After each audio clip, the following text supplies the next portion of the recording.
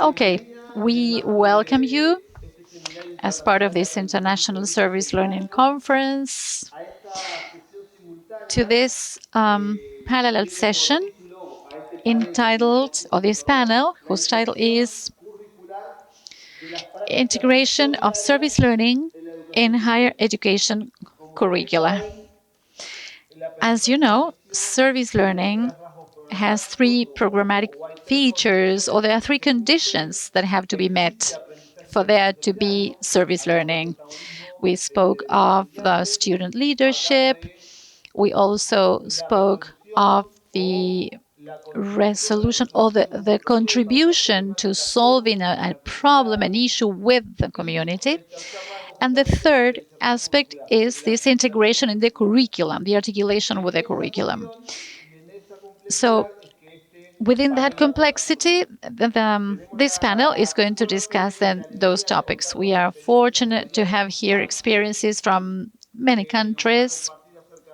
They're going to share about this topic. Rodrigo de Andrade from the Pontifical Catholic University of Paraná, Randy Pabona from the La Salle University, the College of San Benilde, the Philippines, María Eugenia Rodriguez from the University 21st Century from Argentina, Lara Rozas from Psychology in Action from the University of Buenos Aires, and then Victoria Kandel is going to give us some comments. Each of you will have 15 minutes for your presentation, and then we will have the comments, and then we hope we can have some time for a Q&A and some exchanges. Of course, then all this material will be available at CLAYSS website, so you can continue diving into it. And also for you to create connections and bonds with those people you're going to share with today, because I'm sure this will not be enough, and then we will want to go deeper into some things that will be discussed here. And that is the idea, for this to be in itself a space for learning, but also to generate other opportunities, other connections, other bonds that go beyond today's meeting. So having said that, let us start with the first presentation by Rodrigo de Andrade. We're going to introduce him now. Rodrigo has a degree in theology and history. He has a master's degree in public policies. He's a specialist in pastoral management. He's a university extension and service learning manager at the Pontifical Catholic University of Paraná in Brazil. He's a member of the Observatory of the Global Education Compact. And his university, that is part of the Marist congregation, is part of the global network Uniservitate. So a big round of applause for him, and good luck in your presentation. Thank you. I will stand up, if you allow me, because this is the dark hour, so that I don't fall asleep, I need to stand up. My role here is to talk about the curricular integration of university extension in Brazil, which is something very recent, something that has happened since 2018, but because of a new law that was passed. But has been going on since 2023, actually. It has been implemented since then, after the pandemic. That's why it is very recent. It's a very new experience. Apologies for my poor Spanish, which is a mixture of Portuguese, but I hope you can understand. This is just a brief history. Since the university reform that happened in 1968 in Brazil, exactly during a military dictatorship in Brazil, this university reform happened. But university extension at the time had an assistentialist approach. It was an experience where the university was like the savior of society. And even one of the projects that started in that period is the project that is still existing, which is the Rondon project. It's known all over Brazil.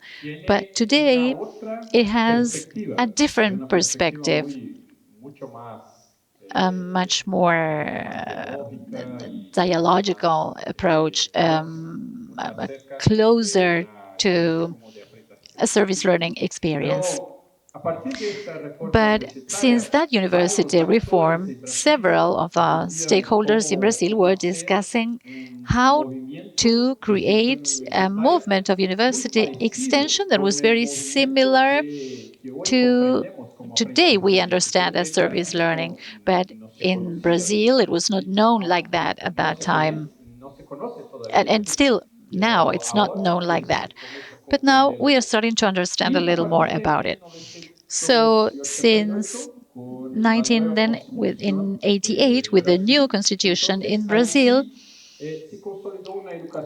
education was consolidated as both a right and a duty of the government. So it opened the ways for a more dialogical university extension. And in 2014, following the discussions, particularly at public universities, the national public universities in Brazil, there was a long discussion of an extension proposal that has several guidelines as dialogical interaction, the difference between teaching, research, extension, and then in 2014 with the National Education Plan, they set a goal that says that 10% of the hours of all university courses in Brazil should have university extension. 10% must be university extension. But between 2014 and 2018, the law was there, but it had not been regulated. So in 2018, a regulation was passed. Now I'm going to describe it, which establishes the mandatory nature of this 10% of extension activities in the curricula. But since 2013, there was a special law for community colleges. I don't know if you know what they are. In Brazil, we have three categories of universities. We have the public universities, state-funded universities, then private universities, and then community colleges, which are universities that we usually say they are public but non-government funded, like the University of Paraná, where the students have to pay a fee, but it is a not-for-profit institution, and there are also public funds that are used to maintain the university.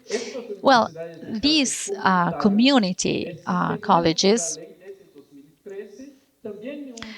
since this law in 2013, were also under this mandate of having extension programs and activities and community action activities also. So in this point, I want to highlight that because many of the Catholic universities, but also from other confessions in Brazil, are community institutions. And so these community institutions, as they have a more territorial commitment, and this commitment with a mission and a confessional approach and all that, together with the state or public universities, are pioneers in this university extension perspective that is more open, a university extension that is closer to what we understand as service learning. And so the resolution that was passed in 2018 applies to all universities, private, community colleges, public universities. It makes extension mandatory for all. Before that, it was voluntary. It had no impact on the curriculum of the students. And here I'm sharing this because after that we had the regulation with some guidelines, for instance, the dialogical interaction, the civic education of students, the promotion of changes in the institution themselves and also in other sectors of society, and the articulation between teaching, extension, and research. Those are four principles that are necessary in order to do university extension at all universities. Is this done in all? No, it's not complied with. And this is the other part of the law that refers to extension activities, that they must comprise at least 10% of the total curricular workload. I highlight this at least because it can be up to 100%. That's what we think. I mean, what we discuss in service learning, a teaching without classrooms, without walls, it is possible. Perhaps with a perspective like this. But although it defined the extensionist concept and established curricular integration, the resolution did not mandate a specific implementation model for the university extension in Brazil. And this opened the way for a variety of curricular arrangements, something that may be positive on the one hand, but also represents a point of concern regarding the institutional evaluation criteria. And this is a challenge for us. And now I will say why. Because, for instance, at our university, at the Paraná University, the PUCPR, these are some pictures of the activities, the extension activities that historically happen at the university. In our institution, for instance, as opposed to other or most universities in Brazil that chose one model, we do not have just one model for application of university extension, but we have, for instance, we may say three models. First model is the community project. It's an experience that is already happening since for 25 years now. It's a mandatory curricular component for all programs at the university. And the objective is practical solidarity activities. But this curricular component, a specific characteristic that I would like to highlight, is that it can be used for certifying identity competencies we have at the university. I mean, in our university, all programs, all courses must maintain these disciplines. They have to contain philosophy, ethics, and theology. But this is only completed when you do the community project. I mean, what they saw in theory, in philosophy, ethics, and theology is then applied from a solidarity perspective in a community project. And here, I would like to use the presence of Leti here to say, because recently we discovered that our former president, when we had the idea of this community project, he was inspired by an experience from the Monterrey University, a service learning experience from Monterrey. But we didn't know that that was service learning, that we had service learning at our university. So thanks to this network, we discovered our own origins. And then, beyond the community project, we also have extension courses that link the theoretical content and the social impact activities according to the nature of the program. But limited within the academic semester. I mean, our curriculum, our program is organized in semesters. And these subjects are limited per semester. So many activities are also limited to that semester. They start at the beginning of the semester, then at the end of the semester, they also complete the activity. But we are trying, and here we have Juliana, Ernesto as well, they are from my university. We are trying for the subjects to have continuity so that the proposal can have what we call in Brazil a longitudinal approach so that they can continue. And so it's not limited just to that semester. And finally, we have, yes, projects and programs that are longitudinal and interdisciplinary activities without any time limitation.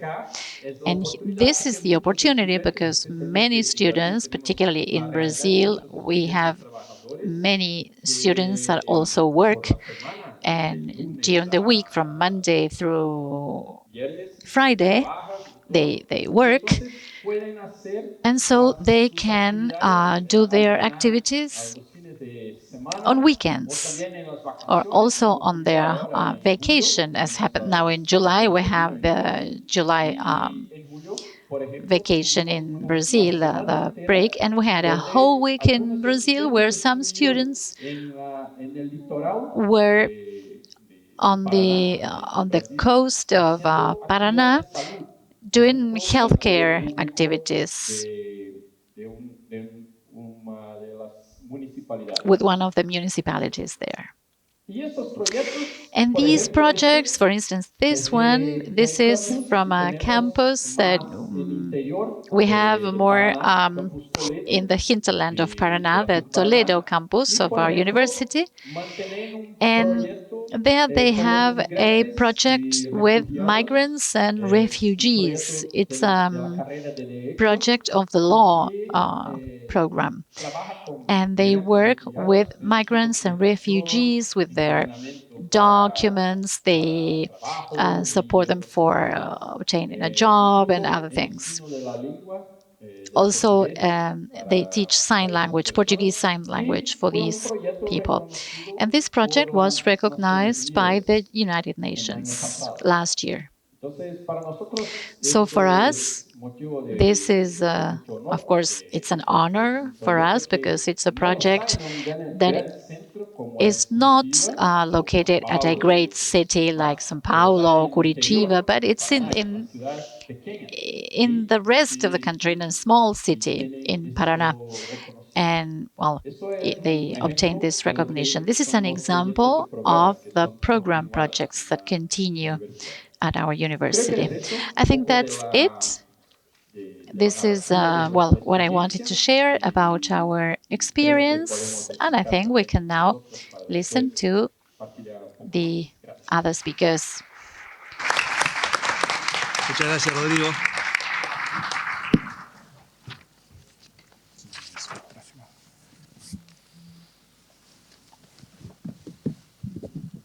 Bueno, muchas gracias. A ver. Hola, hola. Muchas gracias, Rodrigo. Y ahora nos trasladamos desde Brasil hasta Filipinas. De Filipinas nos está acompañando Randy Jadion Pabona, que es licenciado en diseño. Now, Randy Pabona, he has a degree in interior design from the Salle-College of St. Benilde. He also has a Magister in Management with a specialization in environmental planning from the Christian University of the Philippines. He's a teacher at the interior design program at the La Salle College of St. Benilde since 2016. And as part of the work he has done, we would like to highlight that he participated actively in the application to the Uniservitate Award 2022, and they won the award with their university. within his profession. And that experience, you can visit the experience in the web page of Uniservitate. There you will find a description of the experience. We visited that with Maria Rosa when we were there for the symposium in the Philippines.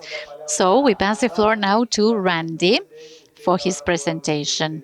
You will be able to see the presentation in Spanish, and he will be speaking in English with the translation. So an applause also for Randy. Welcome. Hola, hola mi amigos y amigas. Hello, dear friends. Good afternoon. Mi nombre es Randy I'm Jadion Pabona, Randy Jadion de la Pabona Salle-College from San the Benilde, Salle-College of San Manila, Benilde, Philippines. Manila, Philippines. And on behalf of my group, Blay, Domingo, Dominguez, and Lacson, I'm honored to share our research, creative catalyst, unveiling the ripple effect of service learning through arts and design. Before I go into our research report, I'd like to share with you a short video. And this video tells the story of Project Tanaw, or in English, SITE, our service learning initiative with the Philippine National School for the Blind. It will give you a clearer picture of what the project was about, how it came to life, and why it mattered so much to the students, mentors, and the Philippine National School for the Blind community. This project became the starting point of our study. After seeing its impact, we wanted to look deeper, years after its implementation, into the ripple effects it's created, both expected and unexpected.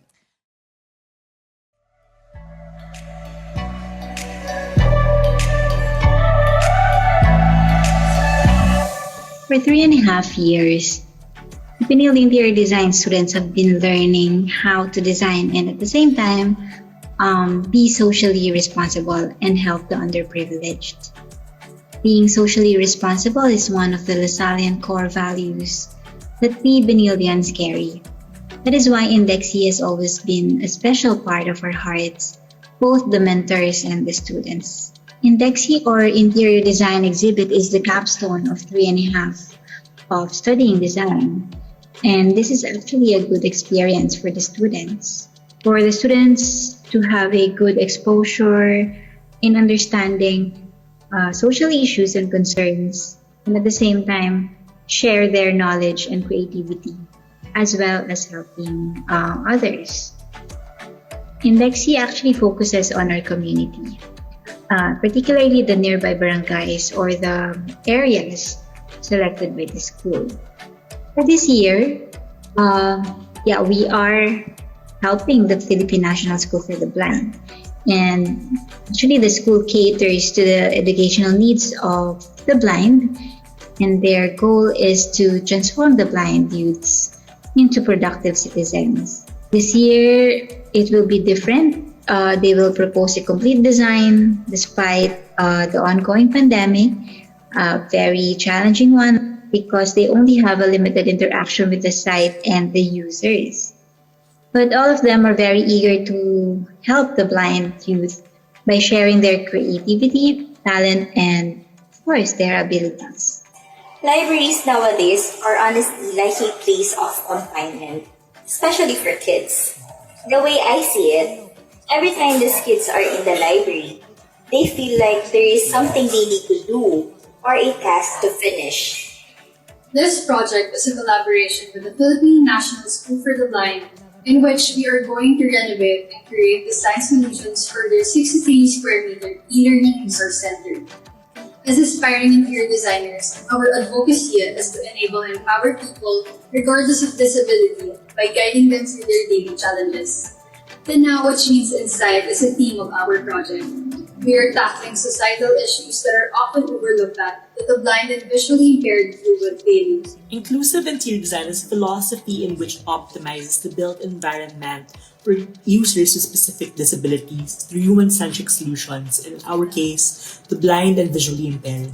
Through inclusion, our goal is to enhance the quality of education through a learning resource center that encourages multisensorial and experiential learning.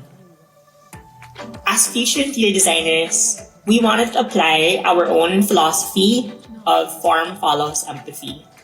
As project manager, I believe that the education should be inclusive. All types of learners should be given a chance to shine by tapping into their abilities and to help them reach their full academic potential. Through interior design, we are breaking barriers in educational settings from the perspectives of the students. We hope to make an impact that will remove the stigma that interior design is an exclusive status symbol or solely a visual decorative aesthetic. Interior design is for all types of people, regardless of social status or disability. As the batch's vision says, interior design should enable and empower people, regardless of their unique deviations, by guiding them through their daily challenges. It's actually a truly Benildean interior design vision to create a sustainable and livable spaces that will empower people. Animo Benilde.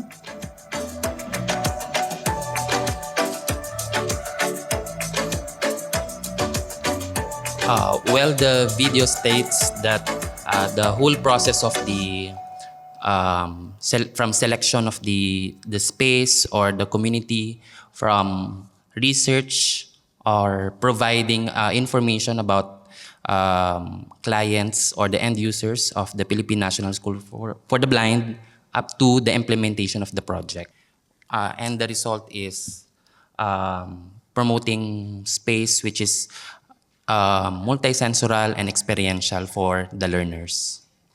This research is a collaboration of interior design educators and researchers from De La Salle College St. Benilde, and at its heart, it's about how one project created ripples of transformation, not only for students but also for mentors, our partner community, and even institutions beyond. The goal of our study is simple: to show how creativity, when tied to service learning, can spark meaningful change that lasts. Our focus was Project Tanaw, or in English, SITE, a service learning initiative by interior design students at Benilde, evaluated through the theory of change framework. The project was part of the interior design exhibit subject. It's the capstone course of Benilde Interior Design, spanning 14 weeks, where students take charge of everything: research, conceptualization, design, planning, construction, and exhibition, including the funding. This subject bridges classroom learning with the real world. It allows students to apply their knowledge, skills, and Lasallian values while addressing a real need.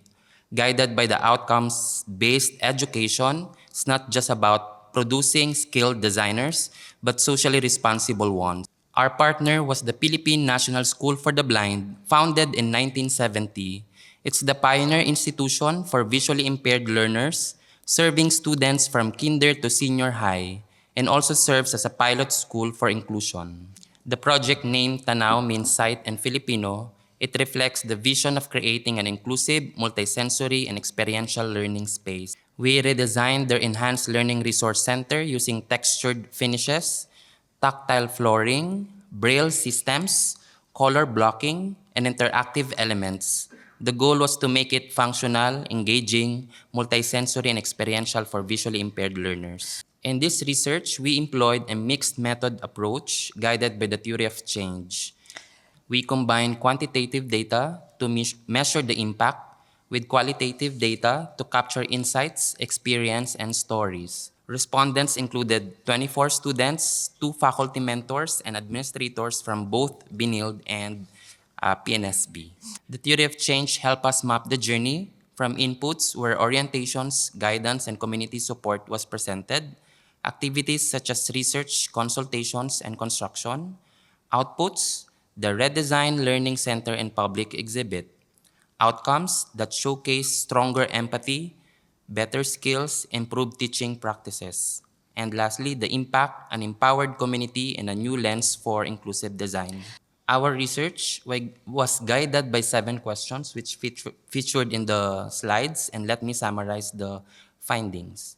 The project started with orientations, site visits, design development, and fundraising, and concluded with a virtual exhibit in April 2021. Students organized themselves into committees, crafted vision mission statements, and completed the renovation. This strengthened teamwork, leadership, and advocacy. The long-term results included improved teaching practices, stronger empathy, and empowerment for the community.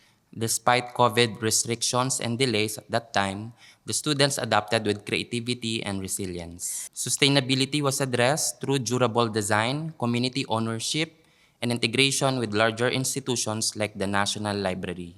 Most importantly, students showed measurable improvements in soft skills, empathy, leadership, and collaboration.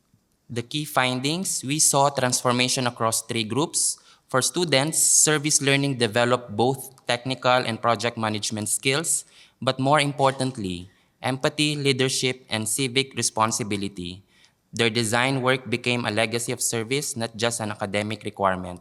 Today, these same students are professionals in design, construction, and related fields, carrying compassion into their practice. For educators, the experience changed teaching and mentoring. Service learning bridged theory with real application, strengthening their commitment to socially responsible design. It also reframed interior design not as a luxury, but as a profession that can create inclusive, dignified spaces for all. For the partner community, the redesigned space empowered visually impaired learners. Some students were inspired to pursue interior design themselves. They now move through spaces more confidently and dream of building inclusive environments. Teachers and administrators also felt empowered, seeing the project as a true gift of inclusion. But the ripples didn't stop at PNSB or the chosen community. Project Tanaw, or SITE, inspired new service learning projects at Benilde, covering orphanages, HIV testing facilities, centers for the elderly and children with special needs. It also gained international recognition through the 2022 Uniservitate Award and contributed to the discussion on accessibility.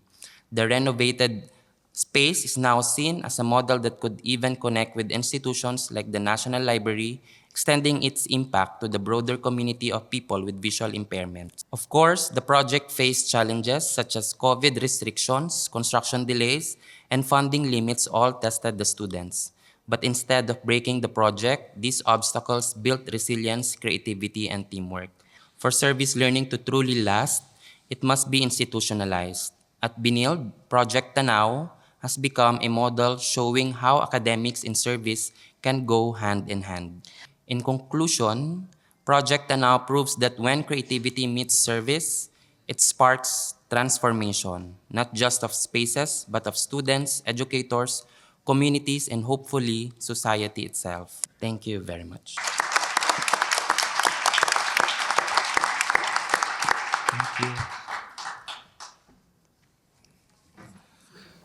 Muchas gracias, Thank you, Randy.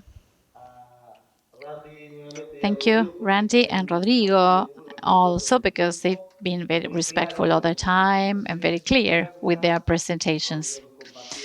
Rodrigo shared all the work that has been started in Brazil, but also the story that may lead to a more profound and powerful redesign. And Randy, with all his experience, also very powerful, of a project with multiple impacts, multiple facets, but also difficulties that are being worked out as part of the institutionalization as a key concept in this panel that, remember, that is focused on integrating this in the curricula and service learning also in higher education as part of the integrality of the concept of service learning where we are focusing. So from Brazil to Philippines, and now from the Philippines, we are coming to Argentina. We are going to present now María Eugenia Rodriguez. She's the director of the Center of Sustainability at the University Century 21, where she works on impact projects with a territorial impact. She coordinates the sustainability report at the institution. She is responsible for the diploma on skills for labor integration for the handicapped, focused in Córdoba, Rio Cuarto, and Buenos Aires. She's worked for over 12 years supporting in the execution of initiatives for sustainable development. Welcome, María Eugenia. You can go ahead with your presentation. Gracias a todos. Bueno, cuando escuchaba la presentación de Rodrigo, digo, en nuestros... When I was listening to Rodrigo, at the origins, this practice I'm going to describe also has some connection with Mexico. So we learn from different academic institutions. This university, Century 21, is a business university, for you to understand. The founder traveled to Mexico. He knew the Tech of Monterrey. He goes there and sees that their experiences with students are volunteers. I said, well, our university started 4 years ago. I want this in our university, but I want that volunteering practice to be mandatory.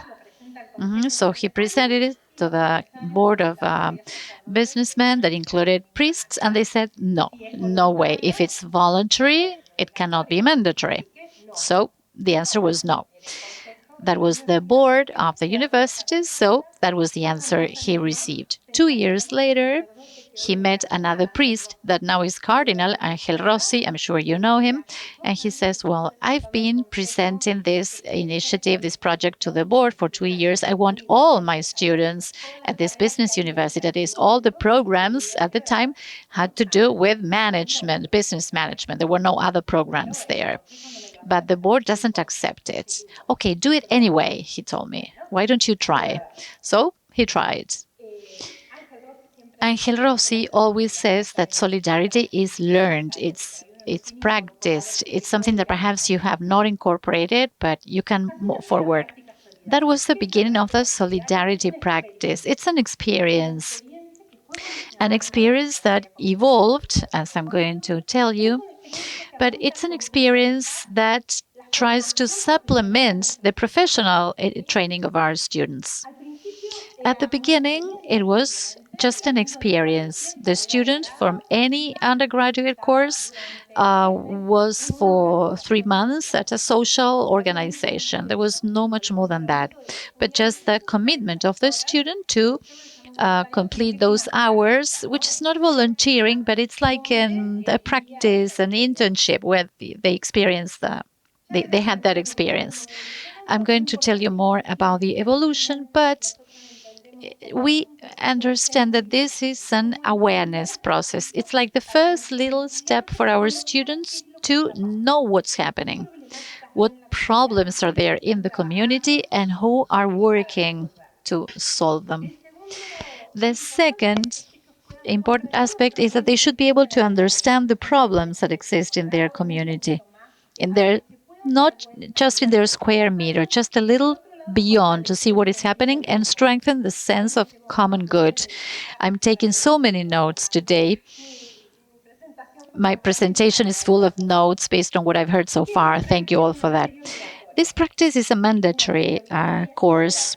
It's free, so the student doesn't have to pay for it. It's a private university, clearly. The course is done remotely. Imagine today we have 90,000 students. 80% of the students attend classes remotely. I mean, they're scattered all over the country, from Ushuaia in the south to La Quiaca, the northernmost city in the country. We have this university, these learning centers where students go to sit for exams, but they attend classes online. So a student that registers for law, imagine no longer going to university just for sitting for the exams. We say, yeah, that it's a virtual modality, but we have this subject, solidarity practice, that is the seal of the university, that is as important as any other courses. They were not all happy with this, but that's another topic. Today, until last year, and last semester, because we are in the middle of a strong change, the students provided the organization. They decided what situation they wanted to work in, if in a soup kitchen or working for the elderly, school support. The student proposed it. But now, as from this semester, we also assign the students to the different projects. So they can either present, where they want to do it, or we assign them. For 14 weeks, the student goes to a social organization. they have this virtual course in Canvas. That's a platform. It's a dual, system. They have theoretical materials to give a framework to the practice, but they also have the practice itself. The student is like another volunteer, and this is the horizontal relationship, as I said. The student doesn't go saying, I'm a lawyer or a future accountant. No, he goes there as another volunteer. He participates in this horizontal relationship. The subject, as all of our subjects, they have 4 modules, 4 practical works, and in the final work, that is the most important one for us, the student presents the performance assessment done by the organization that has a value of 5 points out of the 10. They have to pass that evaluation, and the rest is the reflection process, we call it. The report of this experience, and a lot has been mentioned today about the learning process and the need to reflect about the practice. The roles that support it are key. Without the social organizations, this could not be real. They are key. We have agreements with them. And beyond that, the vocation and the will of the organizations to make sense of this practice. I always remember that story. We all know of the rock workers that say, what are you doing? I'm breaking rocks. And they ask another one that is doing exactly the same. And he says, I'm building a wall. And the third one, when they ask them, what are they doing? I'm building a cathedral. Well, that is the sense we want each student to have when they do this practice supported by the organization. Perhaps they are in the food bank and they have to organize packets, but they have to know who those packages are intended for, what problems are they going to solve. Another key role is the teacher. Not just any teacher supports a student, but teachers, but apart from their professional training, they may have different professions and they have experience in different organizations, community work that also gives sense to this trajectory of the student. So we've been evolving, of course, we always change. Clearly, when we started, I said it was just a practice in the organization, something very simple. The student just went and took a note of the hours. Then the program started to include more theoretical work, speaking of the university social responsibility, what is the role of the university, why we are doing this. And finally, and today we heard about this as well, the citizen, how we contribute to forming citizens. And there has been a change in the latest version of this course, lots of changes this year, that is very inspired by a document from UNESCO that speaks about education includes a treasure. I don't know if you've heard about it, and speaks about the 4 pillars: learning to know, learning to do, learning to live together, and learning to be. In that learning to do, and in the first part of the course, we ask them if they're working in the food bank. Well, they can do some research about what happens with hunger in the world, what happens with zero starvation, the SDGs. Going beyond so they understand what is the issue they are working in. Then learning to be is working with the organization, understanding why they do what they do, learning to live together, trying to understand the other, trying to make common projects. And finally, what we all want and that we see in all the students is learning to do, that is so important for citizens. Some figures. I told you we have 90,000 students. Today, this practice is done by 10,000 students per year, perhaps 12,000 this year, between 10 and 12,000. We have agreements with over 8,000 organizations from all over the country. It's not that they are all active at the same time, but they are organizations. Imagine, the locals, perhaps you must have seen that in very small towns, you have the Siglo in the country. So the idea is to find organizations close to where the students are, so that the student doesn't have to travel, but just trying to look for the problems around what organizations in their own communities. This has been mandatory for 18 years now for all students. Of course, when we had 400 students, it was easy. Now it's not so easy with 90,000, but we do it because we are not alone. Social organizations are also engaged in this. And this also translates into this. Over 76,000 students have participated. And the student goes to your organization 2.5 or 3 hours per week, sometimes more than that, but that could be the basis of time they dedicate. And we've registered over 8 million hours in community service. Today, the organizations that work with us are expect the students coming every semester because they can do their planning knowing that they will have that extra aid, that joint work that the students contribute. And this is, well, something we've been also analyzing. 70% of the students in the practice had never had any contact with an NGO. They didn't know what it was, what they did. 40% then, after the solidarity practice, stay connected to the organization somehow. They are not volunteers, not all volunteers afterwards, which is not true, and that is not our intention either. My objective is not to generate volunteers, to educate them to be volunteers. It's much more than that. It's forming citizens so that when they are attorneys or accountants or whatever, because now we have many programs, they can be engaged from that professional being. The challenge, as I said, is the impact in the future professional performance. That is the challenge, and that's what we all face. I don't know if I've gone too fast. Thank you.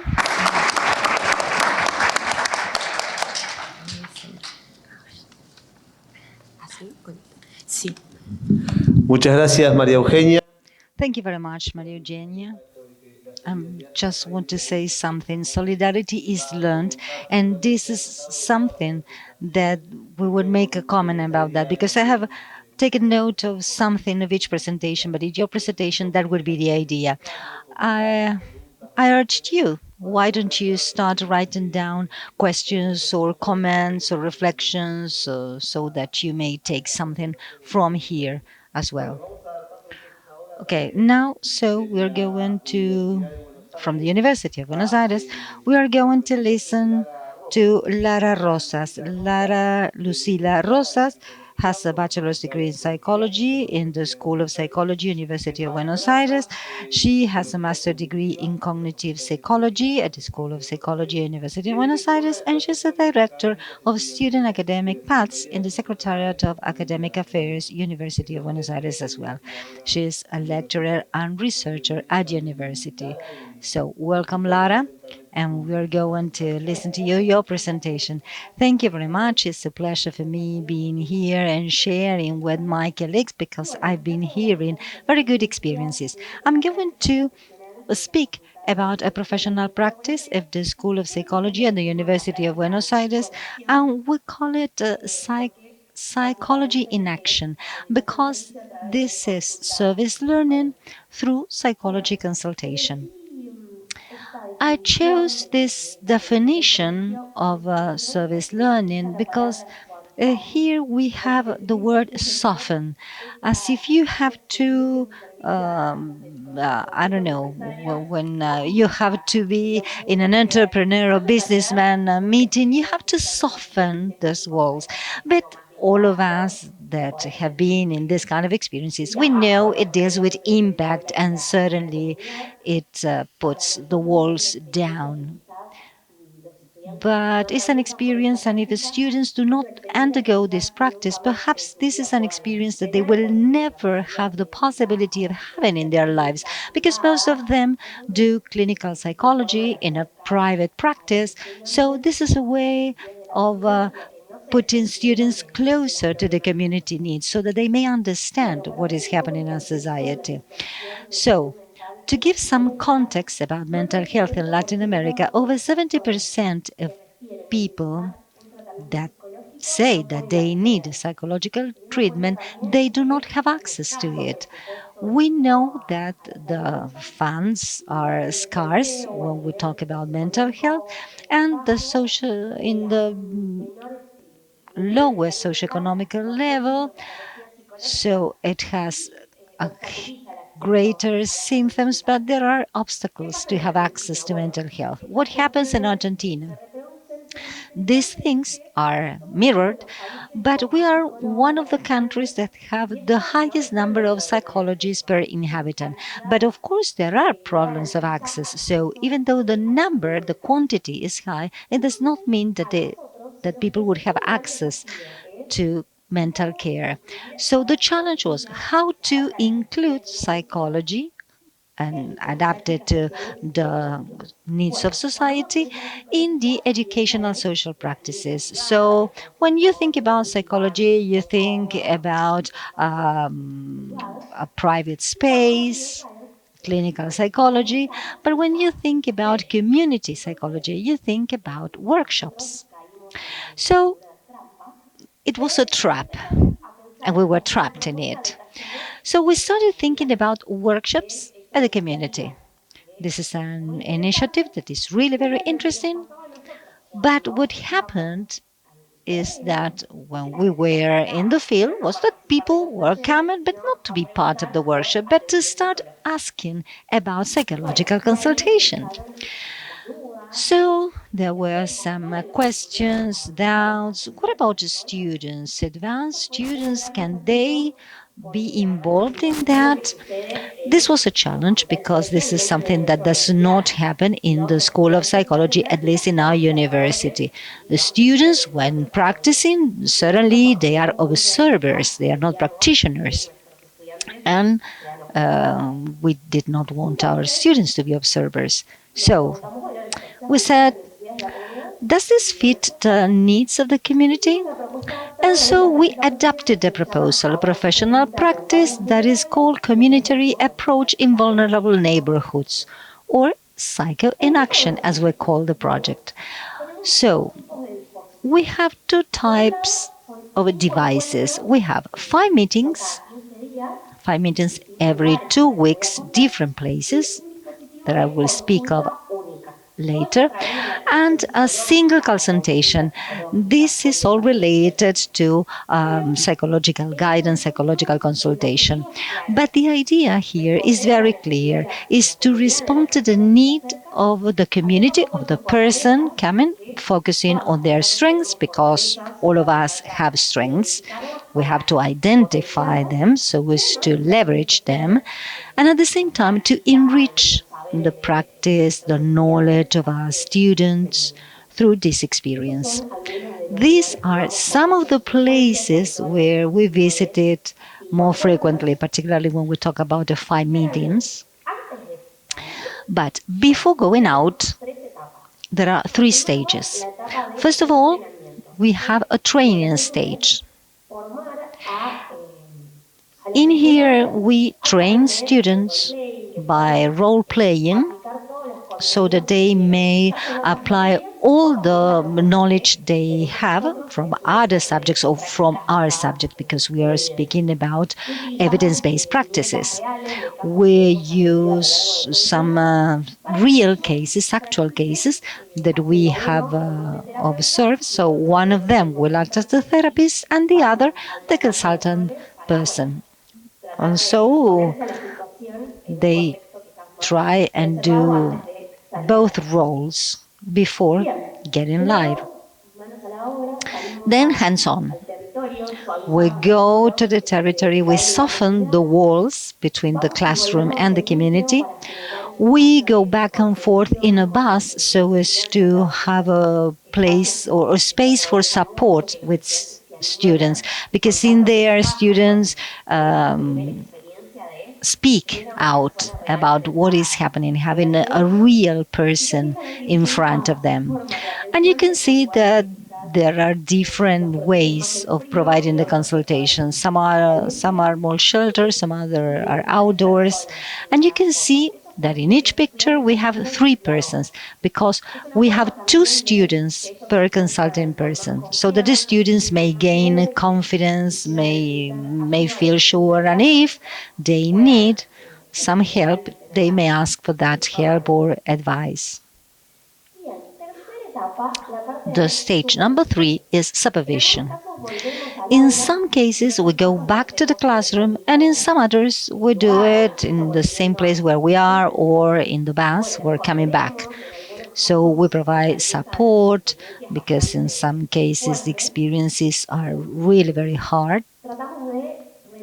We try and gather data about the consultation so as to adapt the contents from theory and adapt them to practice.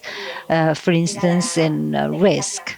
Risk was the class number 6, but we can see there are lots of risk cases. So let's say that we give more priority to that class so as to lower the anxiety of the students, and they may feel this way more comfortable. And then we plan how to move forward in the treatment, what are the options they think about. We try and make them to do some consultancy. So what do you suggest to your student, to your classmates? This was not invented by us, of course. Before launching this practice, we ask ourselves, is there any framework that may provide support to us? Because some people may come and say, how you dare students to treat real patients? Well, there were different frameworks. This is a word from George Miller, and he says that there are not many specialists in mental health so as to provide an answer to the demands of society. So we need psychologists to make the tools they have and their knowledge more democratic so that people may empower themselves with this tool and become the owners of this tool and knowledge. This does not mean that we are not essential, but we have a responsibility so as to spread the word, spread our knowledge, and if a person needs a psychological treatment for a longer time, then we may do the referral. So George Miller said the secrets of a trade need not be reserved for highly trained specialists. So, based on what intervention may I generate an impact? We use two approaches. One is the shared task psychotherapies. This was created by Blue Month in South Africa. They train 200 hairdressers so that while they are doing some hairdo to women particularly, they may empathize, they may listen, and that really is a lot. This means a lot for that person and for what the person is certainly generated in us. And on the other side, the single consultation, particularly for those times where the person cannot go back to the to the meetings because they are perhaps in a vulnerability situation, and so 5 meetings perhaps is a lot for some people. So we need a single consultation. So since no much time happens between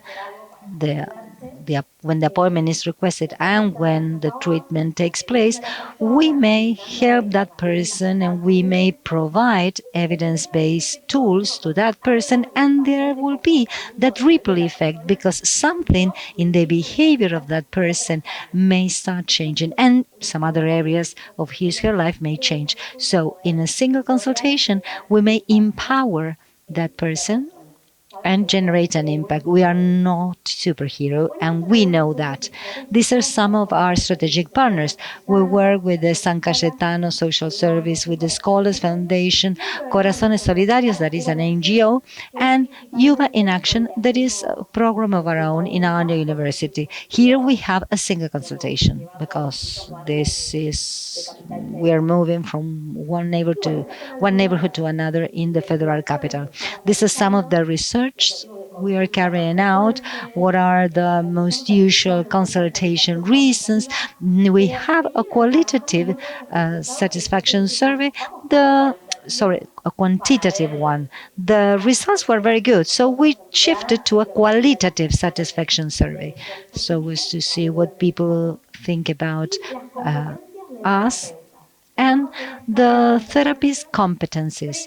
We consider a scale of competence before training, before going out, and at the end of the semester, we see if this experience certainly increases some skills of the students involved in this project. What about the future and next challenges? We met every 2 weeks. We want to have weekly meetings so as to have more people being treated, to start also treating children and teenagers. We are going to start with this semester, but it's a pilot test. We know that there is a need for treatment in children and teenagers, to add more organizations. So if there is someone here representing an organization and is willing to participate, we are open to that, and to analyze why people abandon the treatment. Thank you very much for your attention.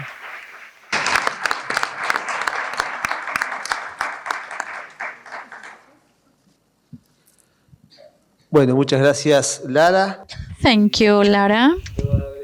After listening to all the presentations, Rodrigo from the Pontifical University, Catholic University of Paraná, Randy from the Philippines, María Eugenia from the Siglo Century 21 University, Argentina, and Lara from the University of Buenos Aires. Now we're going to listen to Victoria Kandel. She will have the challenge of making some comments and reflections about what we've been hearing that focuses on the curricular integration of service learning in higher education. Victoria has a degree in political sciences from the University of Buenos Aires, a master's degree in social sciences with a focus on education from Flaxo, Argentina, and a doctorate in education from the University of Buenos Aires. She's a director of the Higher Education Observatory at the National University of Lanús, a professor of university pedagogy at the Department of Teacher Development at the School of Law of the University of Buenos Aires, a member of the Inter-University Network for Human Rights, and since December 2023, she is the coordinator of the Latin American and Caribbean Network for Education on Human Rights. Her research topics revolve around education and training for citizenship and human rights, educational policy in Argentina, particularly with regards to university management and governance, and university social commitment. Welcome, Victoria. Thank you. Thank you so much. It's an honor for me to be here. I try to come every year to this conference. I'm so happy to be here now, sitting on this side. Also on the other side, it's very nice. I was thinking of organizing this presentation, well, first by thanking the colleagues from other countries and also colleagues from Argentina. I thought this was very interesting. I'm going to make some general comments and then some particular comments. First, well, because of perhaps my professional bias, I was thinking, since the topic here is the curricular integration of service learning in higher education, I was thinking, what is done from public policies, or how public policies can promote or inhibit or can have some interest in the promotion of the curricular integration, of the extension, let's call it, or service learning. Well, we know that we have different names for the same practice. This is something that always happens when we get together and discuss about these things. We give different names to it. Sometimes we say extension, critical extension, social engagement, volunteering. It's not exactly the same, but let's do as if we were speaking about the same things. So now, since the first comment was from my Brazilian colleague, I wanted to say that I suggest thinking of three forms or three different strategies in order to promote the curricular integration. One is the Brazilian perspective. From the public policy, they promote the integration of service learning in the curriculum by making it mandatory since 2018. And all the university programs must dedicate at least 10% of their time to conduct social educational practices or critical extension. That's on the one hand, from the public policy directly. And I was thinking that another case that is also we also observed recently is the Chilean example. In Chile, I don't know if there's any colleague from Chile here, but they have the National Commission for Accreditation, that is the organization that regulates and gives accreditations to the universities. And they have an item to ensure or to evaluate the quality of the universities, and that is the connection with the territory. That's another modality. Estoy gritando, perdón. Suelo gritar, perdón. Que es. So it's a quality criteria, that is the connection with the territory, as others, I don't know, everything that has to do with research, teaching, but the connection with the territory is one of the evaluation criteria and quality standards. And as a result, many universities in Chile incorporated because they incorporate social engagement because they need the accreditation. And a third case is the Argentina's model, where perhaps it's a case of the Philippines as well, I'm not sure, but it's the situation where the institutions themselves, the universities themselves promote it. So in that way, we have a situation in Argentina that is quite heterogeneous in terms of the insertion of this in the curricula, because it starts from the universities themselves, and particularly now in this political and historical moment where there's not so much promotion from the government, there's less funding for these things, so the institutions are the ones that promote it on their own decision and with their own academic policies. So I was listening to the colleagues from Buenos Aires and from Century 21. I was thinking, well, there are different models. And I also think, but after listening to Century 21, is that they are very aware of what we do. It's interesting to see, well, these meetings and CLAYSS are a space for creating a suitable space for promoting those practices. But I think that it needs more dissemination. So that's what I first wanted to share in general. And then second, something that is also very generic that I would like to say is that after listening to the experiences shared in this panel, we can reach a conclusion that is quite obvious, but I think it's worth insisting on it, and that is that there's no a priori any discipline that is more prone or more suitable or that have a more service-related nature or more a stronger connection with the critical extension. I think the in interior design, as in the case of Philippines, I think it's very interesting to see that that is a discipline that not only promoted it and that ripple effect, but also has an international recognition now. So I was thinking that perhaps from the university, because here we are speaking about higher education, and higher education includes also non-university institutions like teacher training and professional training. We should also be perhaps more open, more permeable to that idea that there's no necessarily some programs or disciplines or cultures that should be closer to this approach or this pedagogy or this philosophy, as they said this morning. But it rather has to do with a decision and with an educational commitment, but not with the nature itself of the different disciplines.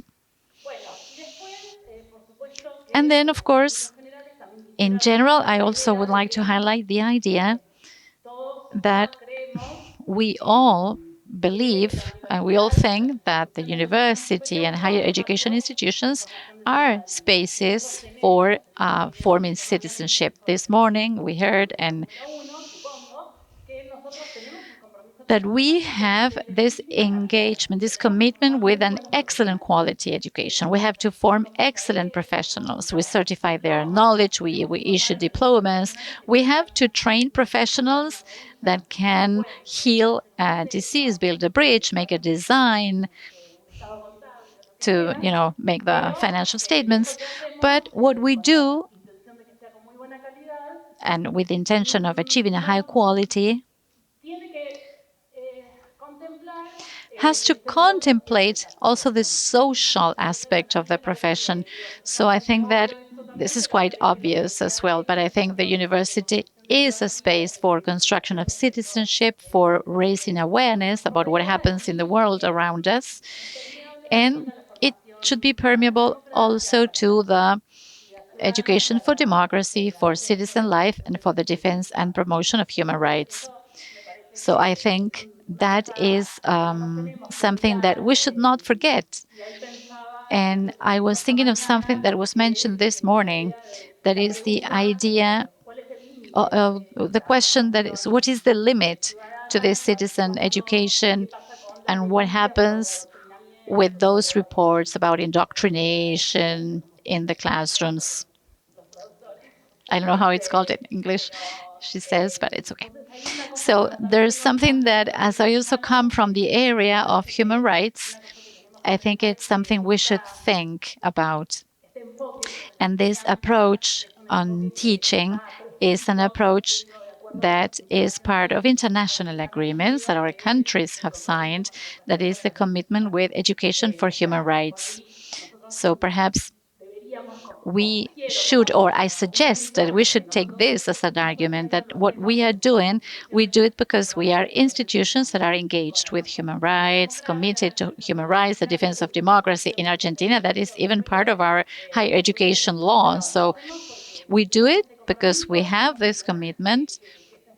We believe that that is our moral and ethical position, but we also have national and international laws that says that we should follow this approach, or international standards that say we should follow this approach. So I think that's a good framework. I wanted to mention that because I think that we are, as we heard this morning, facing challenges that try to make that commitment more relative, that citizen role of our professional education, among other things, the challenges in terms of the advancement of very individualistic paradigms, retractive in terms of the promotion of rights and social rights, particularly here and in other parts of the world. So this should make us alert that today, as usual, but even more today is a moment to reaffirm that these are the professionals we want, but we must form. So then, I don't know, I was thinking of other comments or questions for the speakers. In the case of Brazil, I wanted to say to Rodrigo that it's very interesting for me to hear the process we are going through in Brazil. It would be interesting to know a little more about how this mandatory nature of service learning is received there. What is the dialogue between this mandatory nature and the resistance, this lack of trust for these tools? We all here participate in workshops and experiences that are in general good practices. They're very successful, but it's also true that our students sometimes are very skeptical. So I wanted to ask you all, actually, what is the dialogue between this proposal that we think is very interesting, that we have the moral in commitment to this proposal, to this approach, to this way of teaching, because we think it's very good. We also have it's documented with the research. We know it's good and successful. But then we have students that are very young in some cases, that are part of a culture and of a cosmovision that promotes individualism, the lack of social engagement, the lack of trust in the public values. So I wanted to ask you all, what is that experience? Because I'm sure that these good experiences are not 100% welcome, perhaps, by students. There must be some resistance, or even the faculty. So I thought that perhaps it would be interesting to see or to hear how we evaluate, how we receive those skeptical positions that have different expectations about higher education that is more procedural, more instrumental. I also teach in several places at the University of Buenos Aires and at a university in the greater Buenos Aires area. And there, well, many of our students have an urgency to graduate. They have a very instrumental relationship to the university, very pragmatic. So how does that get along with this proposal? So in the case of Brazil, I thought it was very interesting because this comes from the public policy. So you have to deal with the public policy and what happens in the institutions, and in the other cases as well. I wanted to know how does that deal with the reality that our students bring and those paradigms that suggest a more individualistic position that is more individualistic than collective. So that's an initial question. En el caso de Randy. In the case of Randy Pabona, I thought it was very interesting. Oh, let's see. The first question was for all of them anyway. So I don't know who's going to pick the glove. Rodrigo.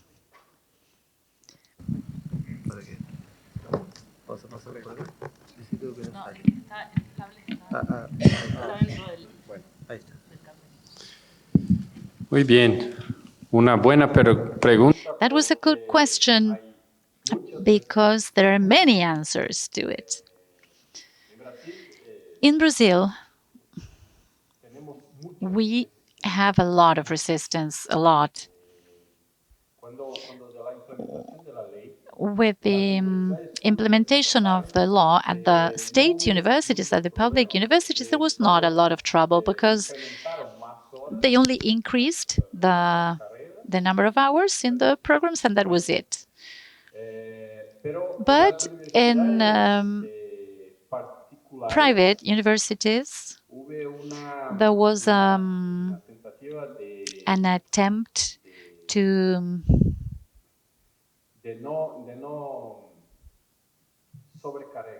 not to overload or not to increase the cost of the fees too much, the cost of the programs. So in the extension hours, they included the internships, the practical subjects, I mean, things like that. But that is not extension. And since there's still no evaluation tool for university extension for the different programs, then we still have this scenario in Brazil where private universities put everything there. Everything that is not theory, they include that as extension activities. But for us in community universities, community colleges, because of the nature of the institutions, it's a challenge because there's compensation of the financial sustainability of the university. For instance, for us, the community project has been there for 25 years already, but an alternative was exactly to identify the subjects that could have hours of university extension, subjects that already existed, but not necessarily were practices or extension activities or something like that. So we have examples. For instance, now I'm thinking of a subject from law where it was a subject that was 100% theory about the law, the civil code in Brazil. And today, it is a part of this subject is an extension activity, and the other resistance is exactly that, because the teacher is wondering, how come I'm going to do this? I've always been doing things this way. And that's another thing that I think is important to mention, and that is the support structures that are created at the institutions. Because, for instance, today our structure is a new structure at the university, exactly to provide support for the teachers. Precisely on this point, the teacher that is not used to doing service learning or extension, and the student that says, I've always done things this way. And we offer alternatives. We offer training. We offer support. And we also understand there are times, that the time it takes them to incorporate this. Because, for instance, now we are in our third year doing this model. It's still not enough time for a total transformation. So also understanding that this is one step at a time, but it's important to, and it's necessary to make that step. So a teacher that offers resistance and says, well, but last year I did an extension, isn't that enough? No, it's not enough. You need to go one step further. And that is it. And for that, we create some alternatives. For instance, in Brazil, we have a tool, a national tool for evaluating the programs at all universities. That is exactly to see whether a program can continue offering diplomas or not. And as I said, there's no specific rubric for extension, but we, and here we have Professor Ernesto, he's our teacher, and he helped in this instrument for. And we, in our institution, we consider this national instrument and we verify where we can give a score to things, or where we can grade things related to university extension. So when an evaluator comes, an external evaluator, we discuss, well, in this item, it's important to ask about extension and so on and so forth. And another thing is exactly the internal teacher evaluation process. Today, well, now since last year, actually, we had a process where the extension practice, the service learning of teachers, is important for their profession, for their professional development. There are scores, assessments of students. And so those are instruments not putting pressure on the teacher,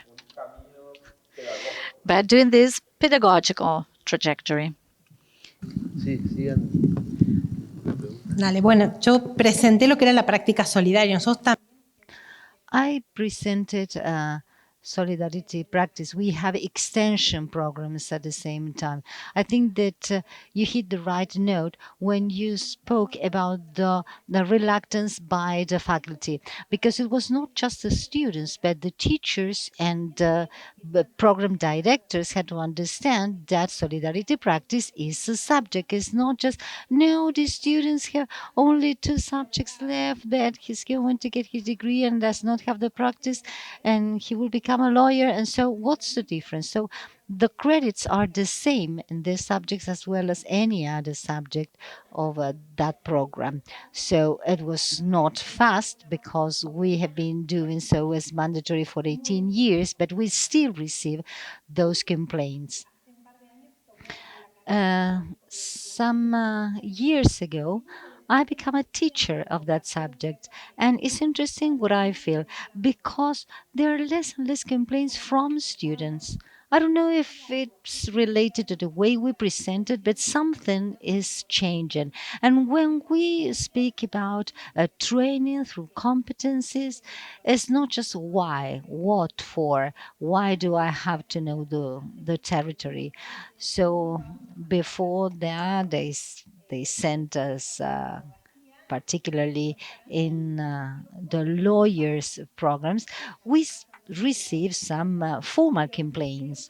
But this is not longer the case. I think that when we speak about sustainability, sustainable development, what we're speaking about.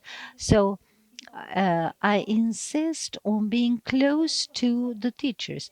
And this is learning, because I don't think that it will have an impact on the 10,000 people involved. I certainly work for that, but I cannot say that 10,000 people have been transformed. But when you read some testimonies, you know that we are on the right path.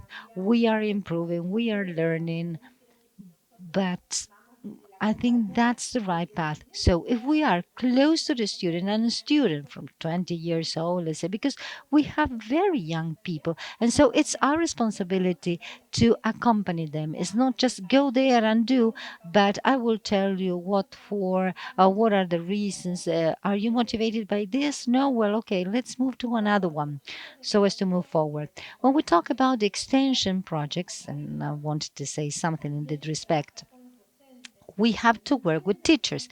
They have to understand it's not an extension project. Oh, this is very nice what I do with the community, but there should be some intention and academic intentions. What are the competencies, the skills that I will develop in the students that is better to understand in a hands-on instead of developing the theory? And we have to keep on working with teachers in that respect. Well, we know that we have CLAYSS, so every time they come to us, teachers understand, well, this is the right way. We have to be on that path. We know that all professors have a workload that is very high, but we have to be with them and show them that this is possible and how it is possible. This is it on my side. When I heard the question of how this gets into a dialogue with students, because this is the way it is, you think that it's a very good proposal, that it will be useful for students and for the community, but on the other side, there are some other beliefs. It did not happen to us anything related to individualism. I like to think that people, if you learn to be or to work in a solidarity practice. I remember that when I was young, I wanted to be a volunteer, but the more accessible places, you have to pay a lot. And I say, no, I want to help. I don't want to pay, and I don't have this money. So we did not have any problem through, I don't know, sharing some drinks or cookies. There's a very good relationship between the faculty and the students, and particularly people that come to us and suddenly give you give you a hug before leaving. So our proposal is this is a professional practice. Students must elect within a certain number of practices. The novelty here is that the theoretical framework is not something that you usually see in other subjects in our program. So when what they say, once in confidence, say, I cannot believe how you trust in us, how you trust that we are going to do well. And it's really natural. Yeah, everything will be okay, but certainly they are very nervous because of that. So this is what we observed. They enrolled, some of them are perhaps do not dare be the leaders. They go as a support person, but they say, I cannot believe that some teacher trusts in us. But in general, they say, you're going to observe. You're not going to say anything. You're going to observe and take notes. And so they are used to that. And when they come here, they say, oh, no, we say, you have the tools. And so you may do it. This is what we found.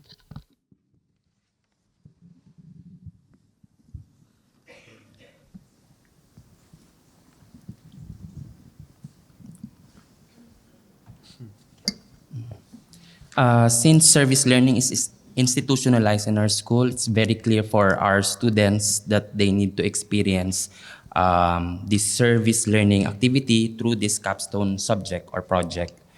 There's no problem about it. But entering SL is an inspiration actually for our students because of another problem that they have to give a unique interior design solutions.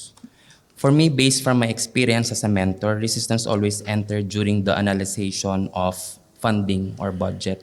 No? And we are not allowed to collect any amount from the students. So our strategies as mentors or professionals, we connect them to companies that we are also connected as interior designers. Like for example, we connect them to paint companies, lighting companies, or tile companies for them to be part of this project.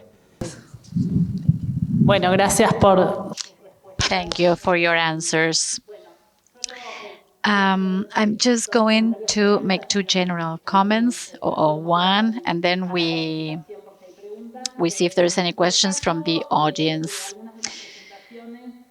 From some of the presentations, I heard about the impact measurement tools that you mentioned, Randy, how you make these measurements. That's something that I thought is very important to keep thinking about it. It's very difficult to measure impact, but the institutions that integrate this in the curricula can have a way of knowing what happens to the community. Extension is moving from a very peripheral position to the core in some cases, right? There's a passage from the periphery to the center. I think that there's still many challenges in terms of construction of a legitimacy or some recognition strategies so that the faculty, as you just said, Rodrigo, so that the faculty realize that doing this is worthwhile. I think there's like a transition from one peripheral position to a much more central position. that has to do with public policies, with academic policies, and when the concrete outcomes of the experience and of going through these practices. But I think that everything that can be done in terms of documenting, systematizing, publishing, disseminating information about these practices, I think that all that is a contribution. So I encourage the colleagues here to do it even more than what they've been doing so far. And then, well, also I was thinking of the question about the mandatory nature of this, making this mandatory. I mean, making volunteering practices mandatory. This looks like an oxymoron, but I was thinking that when I was doing my PhD thesis and I was working, I mean, with the students who were doing extension, some of them said they didn't want to be forced to be volunteers. I don't want to be forced to be a volunteer because it doesn't have a positive impact on my training. So after seeing how this is growing,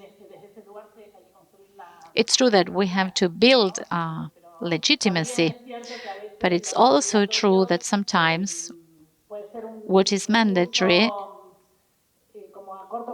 can be a short-term resource,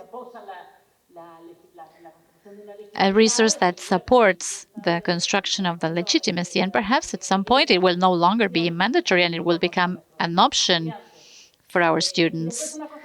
And then another thing I would also wanted to ask you about is how you work from the teacher training perspective, because many teachers in higher education institutions, we didn't study under this paradigm. We studied under a paradigm that was centered on the professor, not so much on the student, let alone on the experience of the student. So I think that I wanted to know if there are teacher training experiences, and if there aren't, do you think there should be? I mean, how to involve teachers and also the administrative staff and what you said, the support personnel. That is part of institutionalization as a challenge, how to involve a community. Or do you think it's necessary to involve a university community in higher education? Otherwise, there's a risk for these experiences to be isolated. So I always think that we have to teach different from how we learned, but very often we repeat the way we learn and we teach in that way. So are you aware of institutional experiences in that sense of involving the faculty and then non-faculty members of the staff? Scheduled retooling for the faculty in terms of service learning, providing us equipping us in terms of implementing the projects, how to assess or how to come up an assessment for the community, and how to handle some problems and concerns in regards of managing the students. And we also have this sharing of best practices across the college. And at the end of the school year, we have this awarding or recognition for the faculty who handles service learning within that school year. We started this project by being friends that were like not comfortable with not having professional practices in our university where we could be the leaders. So we had to wait for one to complete a master's course to say, well, that person is very well trained and educated. So that's how we started with the creation of the teams. And now we are having two new teachers that did the practice as students, and now they are like assistants. They graduated, and well, now we have the opportunity for them to have a position as teachers. And we always joke that they have more experience than us because they've been through the experience of being students as well. But in the rest of the teachers, it's more complicated. Nosotros tenemos Well, we have an annual training program and we include new subjects there. Clearly, there are some times where experience weighs more with a teacher that has gone and shared with the communities. And in the second half of the years, we have CLAYSS visit as well as the traditional ones, how to have a teacher working on extension. We are including indicators because it seems that all of us know how to prepare an indicator, but it's not this that easy. When we take a look at the indicators, we would like to include quality, not only to measure, but to see what was missing, what was the improvement, and having a more limited definition of impact. But the point is, we have to move forward. You know that the faculty keeps on turning over. It seems that you have reached them all and you have not. But when you are there, you try and expand your views. In our case, we may say that we have a privilege because there is a specific area of ongoing teachers training area. In this area, together with service learning, with service learning area, we are creating new content so as to make teachers more professional. And last week we launched a virtual course for teachers that includes lots of material. Many of CLAYSS material are there. There is a repository that everyone can access. But beyond that, exactly what you said about training teachers, because teachers are not trained for service learning. So in this point, we are about to put that into effect. All our master's programs and PhDs, since we are a community college, all around 60% of master's and PhD degrees are scholars, have received a scholarship. And so they have, they must do a teaching internship. And we are creating an extension training internship so as to train future university professors in extension. This is also provides supports for those teachers that are now teaching so that the master's and PhD students will do an internship in the projects, in the activities that are carried out in the different programs. Thank you very much. We have time for questions, so I don't know if you would like to, if anyone here would like to make a question. Maria Rosa. So please. And be short in the answers, please, because there may be some more questions. First of all, thank you very much for sharing the experiences and your enthusiasm. But I have a specific question for Maria Eugenia. When taking a look at the figures you mentioned, how do you systematize that information? Do you have any specific platform so as to account for the hours in which you participate in the activities? There is a platform, the one that certainly relays all the assignments, but it's the organization, the one that counts the hours. So we talk about 2.5, 3 hours a week, but you know that there are lots of different organizations, so many of them do not work, I don't know, all every week. Techo, for instance, make a constructions and the students go 3 or 4 times during the practice. So there's quite a difference there. But the partner organization is the one that has a control. We provide certain indicators so as to make a performance assessments of that student at the very end. It speaks about engagement, participation, punctuality, different criteria, and they give a score from 1 to 10, and that is half of the mark of the last of the mark they will have. The other half of that mark will be their own reflection about the experience.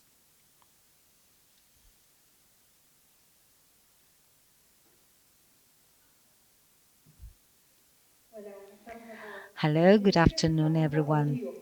My question is for Rodrigo. Having in mind that the countries here, you have certainly a lot of experience in incorporating extension in curricula. Have you measured the impact of the graduates in the companies, and the conclusion is Brazil a country with more solidarity? That's the $1 million question. No, we could not measure impact because the process has started recently. But right now, we are holding some national events so as to think about proposals to measure the impact. The new assessment matrix for the programs at the various institutions will be launched in 2026 after being approved by the Ministry of Education, and several institutions for universities are certainly discussing or reflecting on what is needed to be included in this assessment. They say that there should be some impact assessment. So it's very important. Your last question: are we more a solidary country? No, unfortunately, no, because we are living as we observed this morning and yesterday. The international context is quite difficult. But we believe that it is important because every day we can see there are transformations. I was discussing with somebody yesterday that in our university, many of the political leaders that we are having in the state of Paraná and Curitiba have been students of our universities. And some university leaders say, the governor, I don't know, came from the PUC Paraná and says, shh, don't mention it. Because in the future, we should not be ashamed of our graduates. And so we need to do something right now. So it's important that these internal evaluations of the university may reflect on the fact that is there any change in the lives of our students? And the small amount of the things that we have measured so far, the answer is a positive one. Based on your question, it came to my mind that political subjectivity or being a citizen, you build it through the educational institutions, but only a little. Let's say that we are citizens and inhabitants of the world, and that our identity is provided from many places. So saying that the school of the university should generate people responsible for human rights, etc., it's too much. because the political subjectivity comes from various reasons. And so educational institutions are necessary, but not enough for that. So I was curious at the same time, asking what is happening in Brazil. But I know that we are not going to be able to answer that, thinking that there is only or a direct relationship.